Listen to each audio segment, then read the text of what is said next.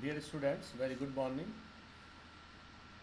हमारे प्रथम प्रश्न पत्र के तहत जो निर्धारित सिलेबस है उसके अगले टॉपिक की आज हम बात करेंगे। पुस्तक के बारे में मैंने आपसे चर्चा कर दी थी।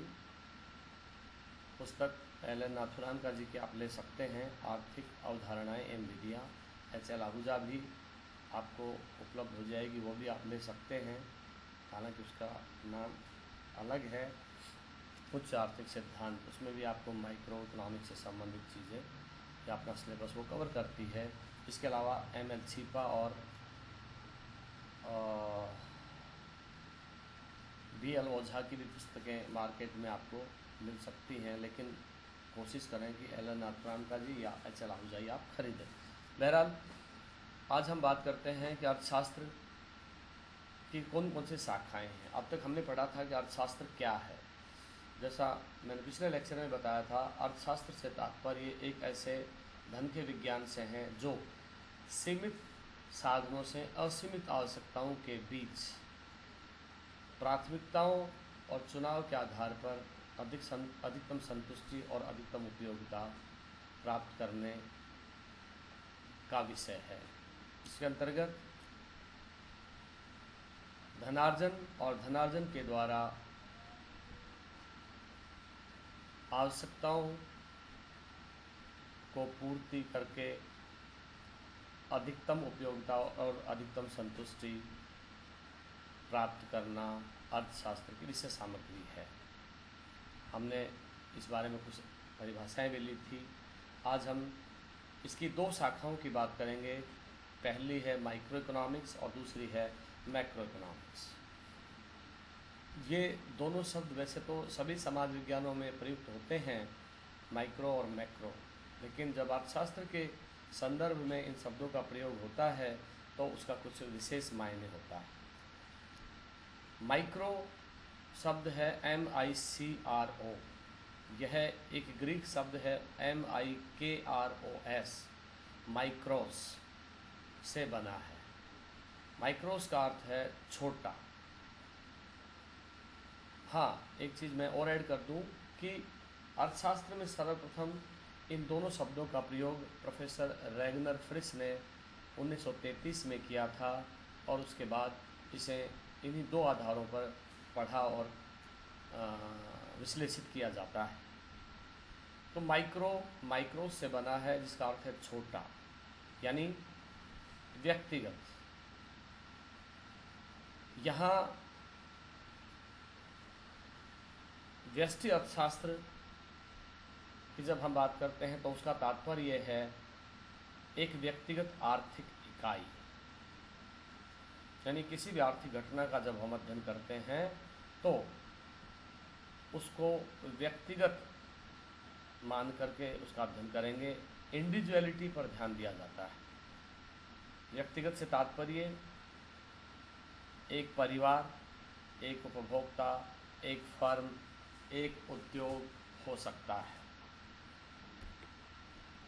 यहाँ सिर्फ और सिर्फ व्यक्तिगत इकाइयों का ही अध्ययन होता है, यहाँ सामूहिक इकाइयों का अध्ययन नहीं होता है।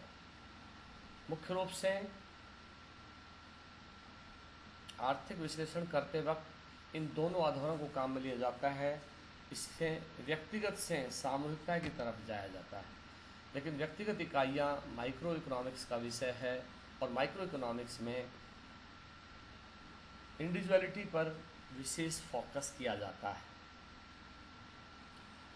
दूसरा है समष्टि अर्थशास्त्र। समष्टि का अर्थ है व्यापक, मैक्रो इकोनॉमिक्स।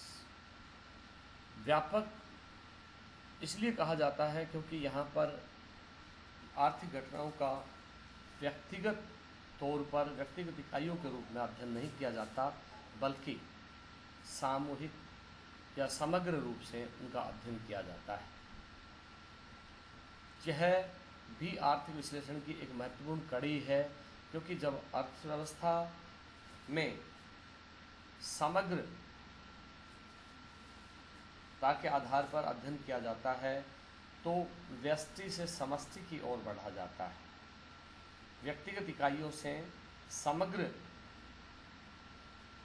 इकाइयों की तरफ बढ़ कर के हम राष्ट्रीय उत्पादन, राष्ट्रीय आय, राष्ट्रीय व्यय, राष्ट्रीय बचत, राष्ट्रीय निवेश, इस तरह से हम उनका अध्ययन करते हैं। यहाँ हम दोनों इकाइयों व्यष्टि और समष्टि का अंतर स्पष्ट करेंगे और उस अंतर के मुख्य रूप से 5 आधार हैं। कौन कौन से आधार हैं? पहला है आर्थिक समस्याओं का अध्ययन, यानी व्यष्टि अर्थशास्त्र के अंतर्गत वैयक्तिक स्तर पर आर्थिक संबंधों एवं आर्थिक समस्याओं का अध्ययन किया जाता है व्यक्तिगत स्तर पर, जबकि समष्टि अर्थशास्त्र में संपूर्ण अर्थव्यवस्था पर आर्थिक संबंधों एवं आर्थिक समस्याओं का अध्ययन करते हैं। तो मैं समझता हूँ कि आप लोग ठीक से इसे समझ पाए होंगे कि व्यष्टि अर्थशास्त्र में व्यक्तिगत स्तर पर और समष्टि अर्थशास्त्र में संपूर्ण अर्थव्यवस्था के स्तर पर अध्ययन किया जाता है। जैसा हमने परिभाषा के दौरान देखा, व्यष्टि अर्थशास्त्र में व्यक्तिगत इकाई, एक फर्म, एक परिवार, एक उद्योग, एक उपभोक्ता, एक उत्पादक का अध्ययन करते हैं। वहीं समष्टि अर्थशास्त्र में सभी परिवारों, सभी उपभोक्ताओं, सभी उत्पादकों, सभी उद्योगों का अध्ययन करते हैं। तो आधार क्या हुआ? आर्थिक समस्या का अध्ययन व्यक्तिगत तौर पे कर रहे हैं या समग्र तौर पे कर रहे हैं। दूसरा आधार है कीमत निर्धारण। कीमत निर्धारण अर्थशास्त्र में एक बहुत महत्वपूर्ण सिद्धांत है और व्यष्टि अर्थशास्त्र एक व्यक्तिगत इकाई, फर्म, उद्योग, उत्पादक, उत्पादन, कीमत के निर्धारण में इसका प्रयोग करता है। कीमत निर्धारण के आधार पर व्यष्टि अर्थशास्त्र इसका अध्ययन करता है। व्यष्टि अर्थशास्त्र में व्यक्तिगतता के आधार पर, व्यक्तिगत इकाइयों के आधार पर इनका अध्ययन होता है, जबकि समष्टि अर्थशास्त्र का संबंध संपूर्ण अर्थव्यवस्था से है, जिसमें सभी इकाइयों एवं संपूर्ण अर्थव्यवस्था के कुल उत्पादन एवं सामान्य कीमत स्तर के निर्धारण का अध्ययन होता है। समझ गए होंगे कि कीमत निर्धारण दोनों शाखाओं के अंतर का आधार है। व्यष्टि अर्थशास्त्र में व्यक्तिगत इकाइयों का, व्यक्तिगत फर्म, व्यक्तिगत उत्पादक, व्यक्तिगत उपभोग, व्यक्तिगत उद्योग को कीमत निर्धारण से संबंधित किया जाता है, जबकि समष्टि में संपूर्ण अर्थव्यवस्था और सामान्य कीमत स्तर का अध्ययन किया जाता है। तीसरा जो अंतर का आधार है वो है मुख्य उपकरण। मुख्य उपकरण क्या है? व्यष्टि अर्थशास्त्र का मुख्य उपकरण है मांग और पूर्ति। व्यष्टि अर्थशास्त्र में मांग और पूर्ति के आधार पर आर्थिक सिद्धांतों का विश्लेषण किया जाता है। पूर्ति और मांग के नियम। मांग का नियम है कि जब कीमत बहुत अधिक होती है तो मांग कम होती है, कीमत कम होती है तो मांग भी उसके अनुसार निर्धारित होती है या मांग अधिक होती है। दोनों का इनवर्स रिलेशनशिप है, जबकि पूर्ति के नियम में दोनों का प्रत्यक्ष संबंध है। मांग कीमत बढ़ेगी, पूर्ति बढ़ेगी, कीमत कम होगी, पूर्ति भी कम होगी। तो व्यष्टि अर्थशास्त्र में मांग और पूर्ति उसका मुख्य आधार है, वहीं समष्टि अर्थशास्त्र में इसका मुख्य उपकरण है समग्र मांग और समग्र पूर्ति। यानी यहाँ इंडिविजुअलिटी नहीं है, यहाँ एक तरह से जिसको हम कह सकते हैं कलेक्टिवली या ग्रुप में या aggregate demand and aggregate supply, पूरी अर्थव्यवस्था की समग्र मांग और समग्र पूर्ति का अध्ययन होता है। तो यहाँ आधार इन दोनों का मांग और पूर्ति के उपकरण के आधार पर होता है। चौथा है अध्ययन की मान्यता। व्यष्टि अर्थशास्त्र ऐसा मानता है कि अध्ययन में समष्टि पर स्थिर रहते हैं। अध्ययन में समष्टि पर स्थिर रहते हैं। यहाँ यह भी मान लिया जाता है कि राष्ट्रीय उत्पादन बिल्कुल स्थिर रहता है। अध्ययन की यह मान्यता है कि अध्ययन में समष्टि पर स्थिर रहते हैं या जो वेरिएबल्स हैं। वही समष्टि अर्थशास्त्र ये मानता है कि अध्ययन में व्यष्टि पर स्थिर रहते हैं। यहाँ पर आय का वितरण स्थिर रहता है, उसको स्थिर मान करके आर्थिक घटकों, आर्थिक सूचकों, आर्थिक गतिविधियों का अध्ययन किया जाता है। और पांचवा है पारस्परिक निर्भरता। व्यष्टि अर्थशास्त्र समष्टि पर आधारित है और समष्टि अर्थशास्त्र व्यष्टि पर आधारित है।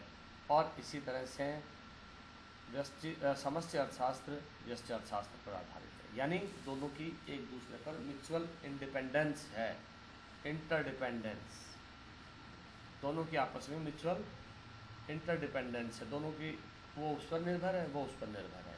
कहने का तात्पर्य आर्थिक घटनाओं का अध्ययन इस आधार पर होता है कि व्यष्टि इकाइयों के अध्ययन के आधार पर हम समग्र इकाइयों के अध्ययन की तरफ या संपूर्ण अर्थव्यवस्था के अध्ययन की तरफ धीरे धीरे बढ़ते हैं।